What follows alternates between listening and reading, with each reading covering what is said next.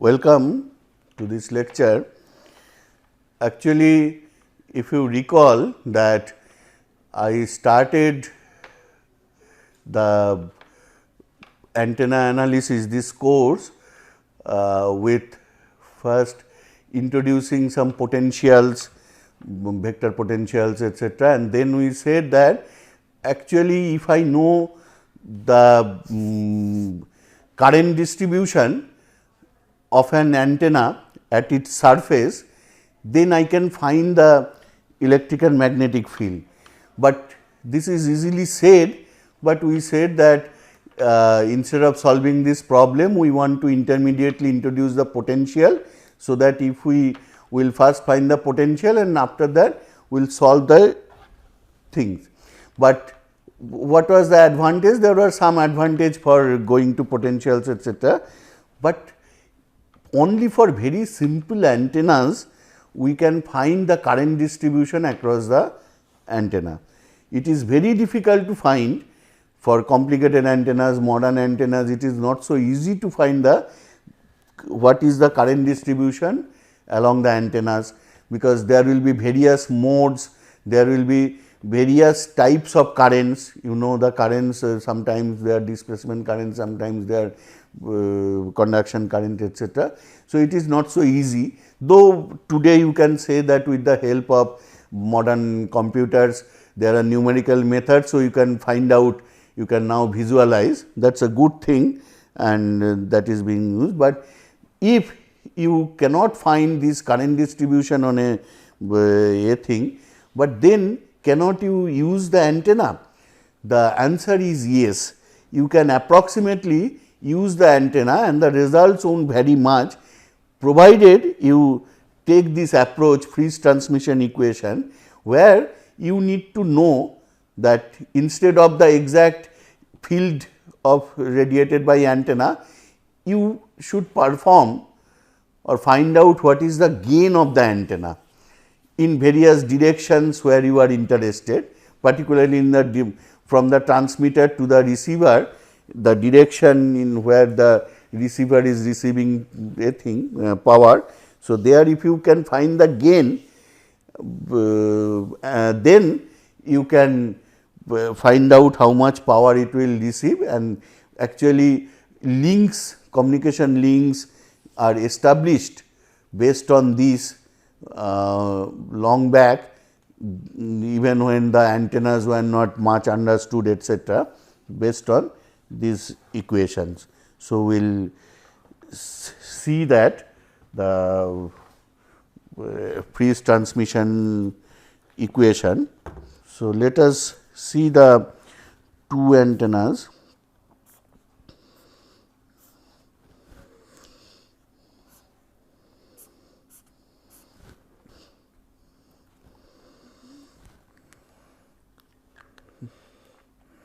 So, this is a transmitting antenna, this is a receiving antenna, and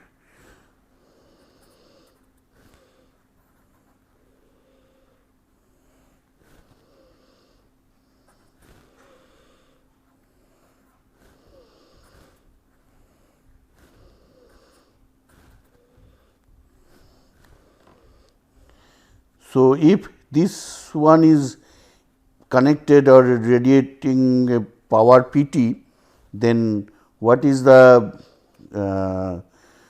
power density at the receiving antenna?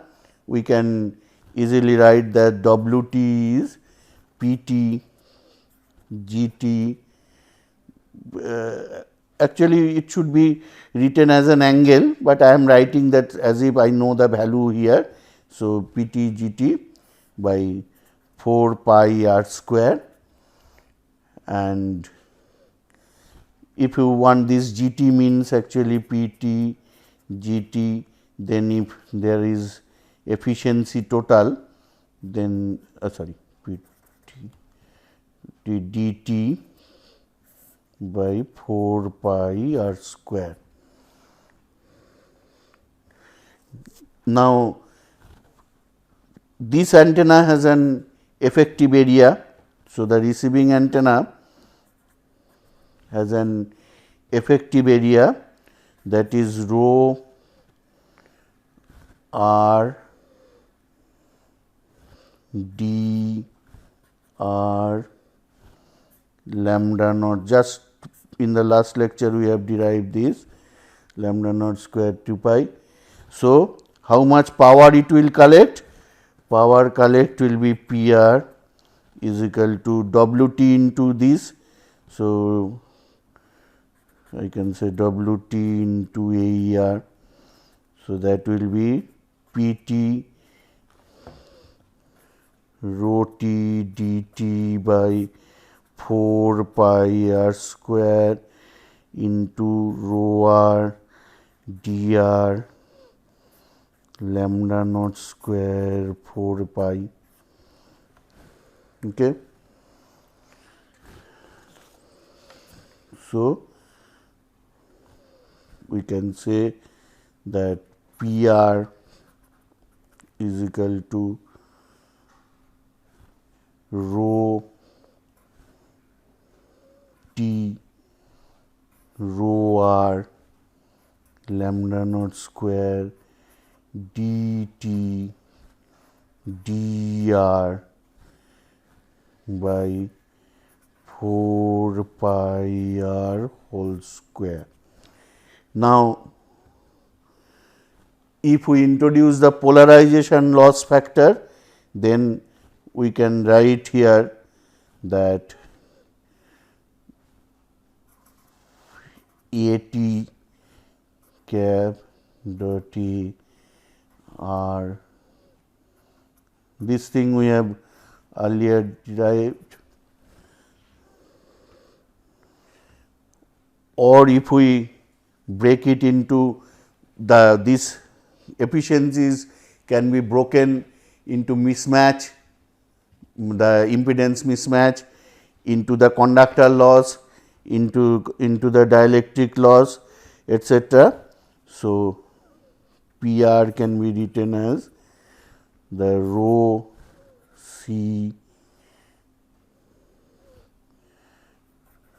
d t rho C d r 1 minus gamma t square 1 minus gamma r square lambda naught by 4 pi r square d t dr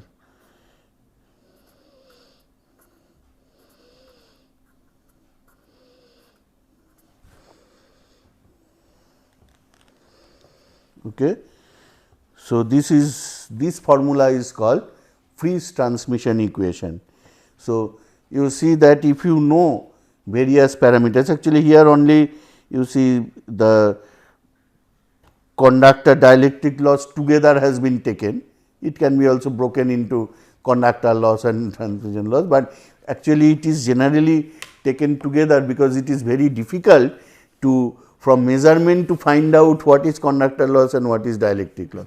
So, the two losses can be put together, that is why it is conductor dielectric together. So, these parameters are known, we can find what is the, there is a PT should be coming here.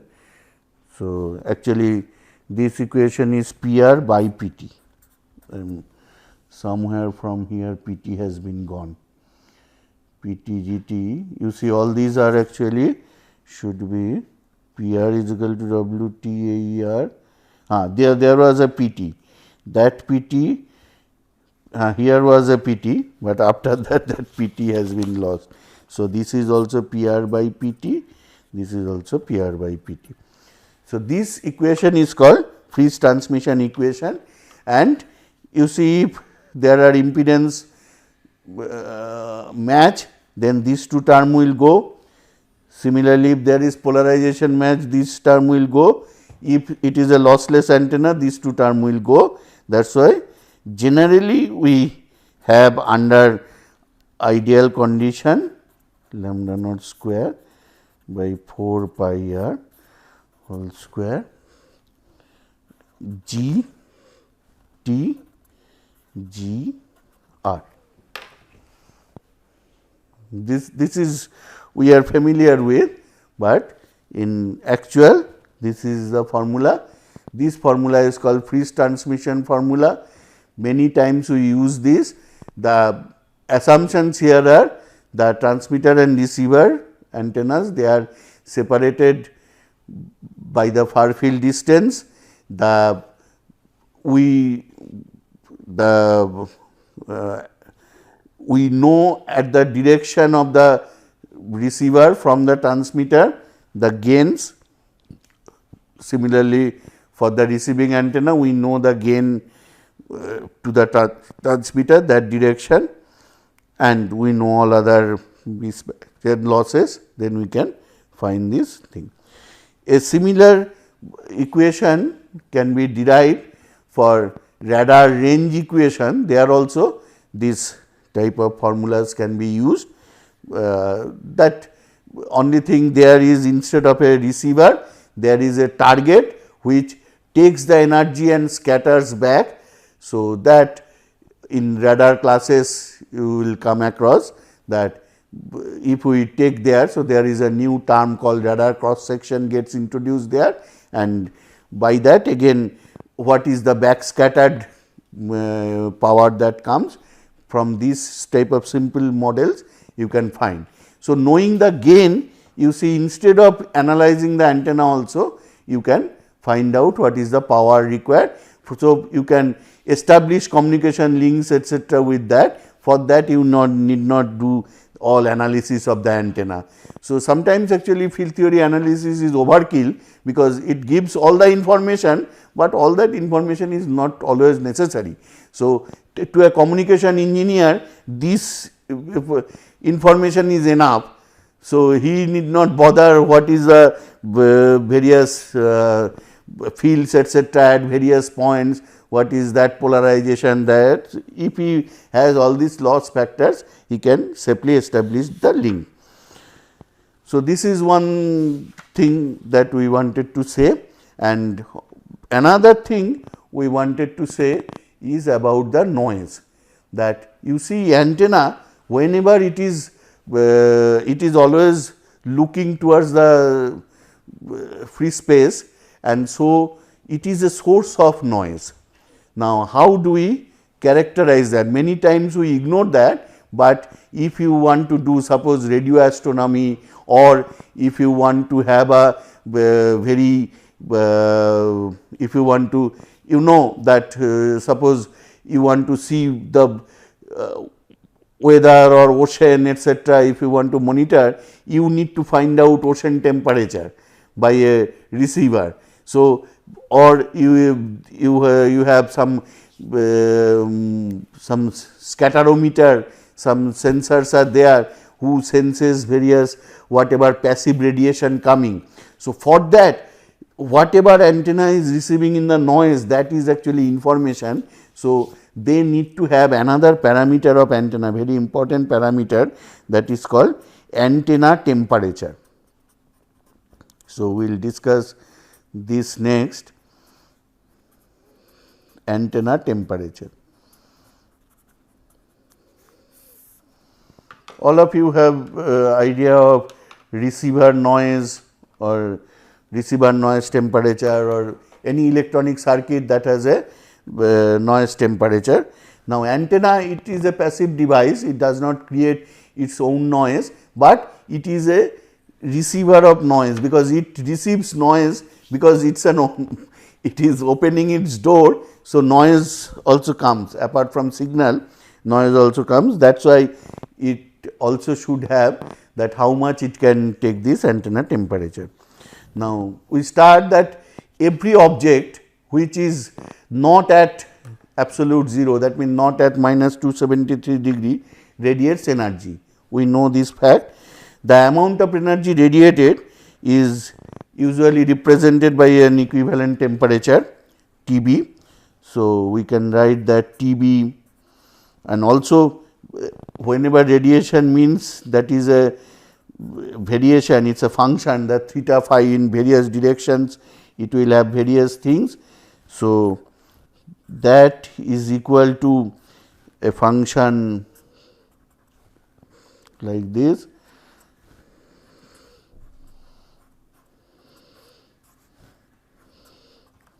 So, what is this epsilon? This is an emissivity function, it is a dimensionless quantity. So, actually it is a model that any object it has an emissivity. So, what is the emissivity of various things that we know, and what is TB? TB is called brightness temperature.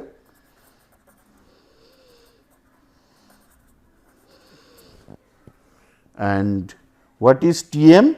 This is the physical temperature. Physical temperature. So, both these temperatures, their unit is Kelvin, emissivity is dimensionless, and this, what is this reflection coefficient? It is the reflection coefficient of the surface for the polarization of the wave, because you know that when the wave comes from any surface, there will be a reflection. So, it is that. Now, the emissivity values, obviously they are varying from 0 to 1. So, the maximum value the brightness temperature can achieve is equal to the physical temperature. Now, in our case, that means in microwave region, natural emitters of microwave frequency, apart from I think the stars etc., they are our radio stars, they are, but apart from that there are two nearby sources of radiation. One is the ground. Ground is a source of this radiation, and its ground's equivalent temperature is around 300 degree Kelvin, and also the sky. Sky is have a temperature and this brightness temperature of around 5 degree 5 Kelvin when looking towards zenith, and about 100 to 150 degree in the horizon.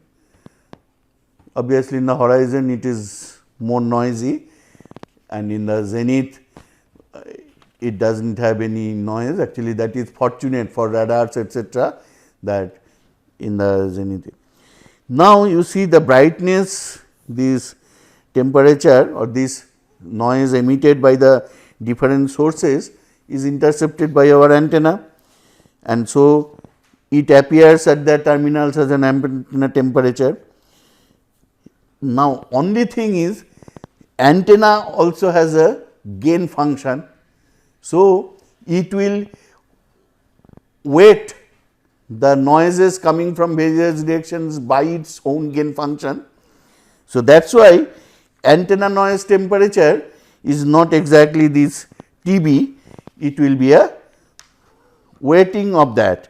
So, that is why the antenna noise temperature TA is nothing but the, I can say, TB theta phi, that will be weighted by gain theta phi, and then D, the solid angle, divided by, I will have to find out what is the total of this, that is the average, because this TA is an average. So, you see G theta phi d gamma. So, the source has a TB brightness temperature, that I will have to pass through this antenna which is having a gain. So, now I can complete this will be 0 to 2 pi, this will be 0 to pi, this will be also 0 to 2 pi, this will be 0 to pi, and instead of that I will write sin theta d phi.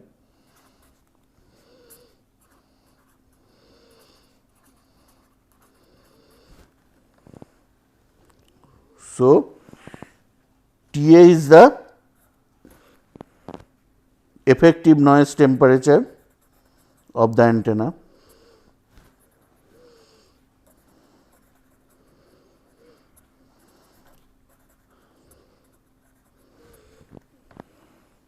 and g theta phi is the power gain pattern.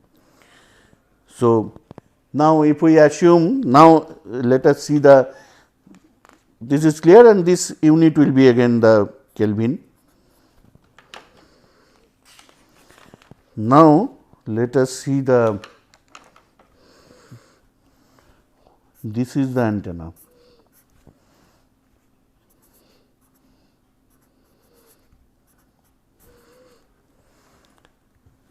So, the source is here TB.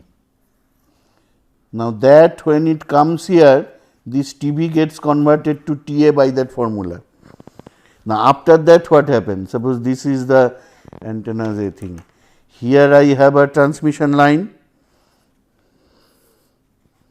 Usually this, there will be a transmission line.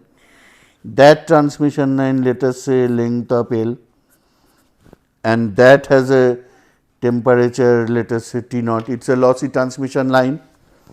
So, that will make this change, because this TA here, then there will be, one thing is due to antenna loss, this will change. Now, here there will be loss again in the transmission line.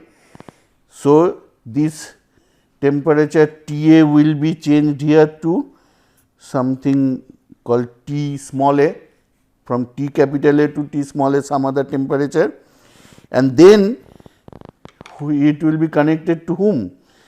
It will be connected to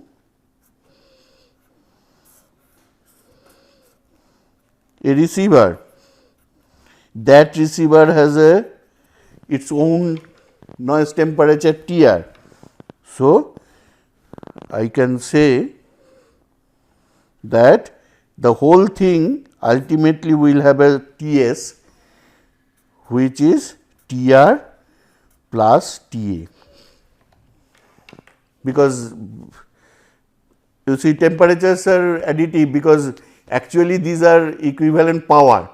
So, noise power, total system noise power will be whatever antenna has brought up to here plus the noise added by the receiver. So, let us, with this, let us model it, that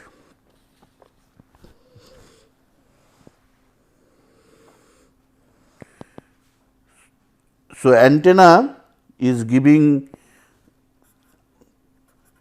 how much power? Can I say K TA delta F? So, from here antenna is giving, this is this much power, K TA delta F. You understand, K is Boltzmann constant, TA is the antenna temperature here, and delta F is the antenna, delta F I can say is the noise equivalent bandwidth.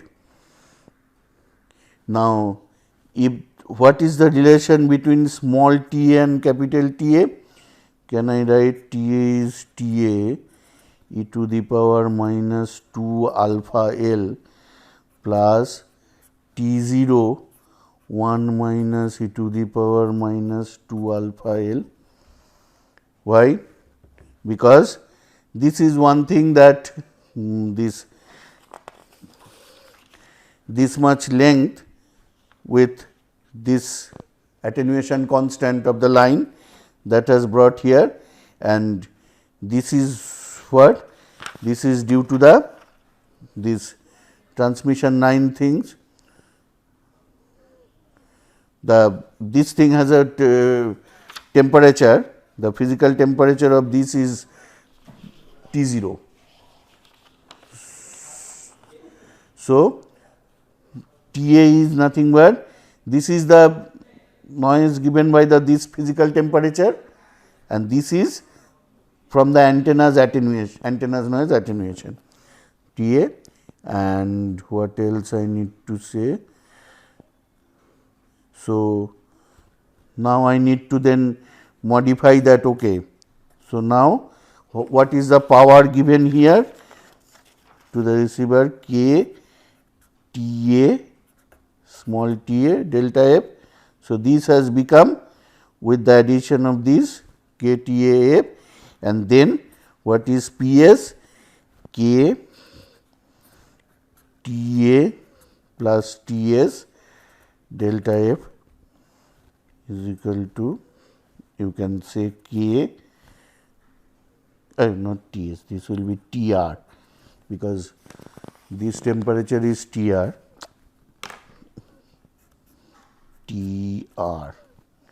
So, I can say K TS delta F. So, PS is system noise power,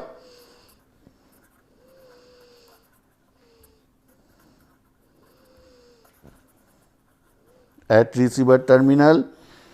TA is antenna noise temperature,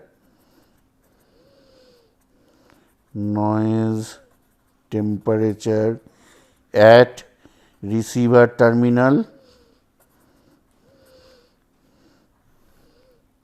TR, receiver noise temperature at receiver terminal,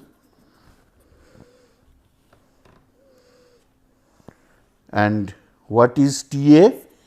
TA is antenna noise temperature at, I can say, output terminals of antenna, or at the free space end of the antenna, whatever.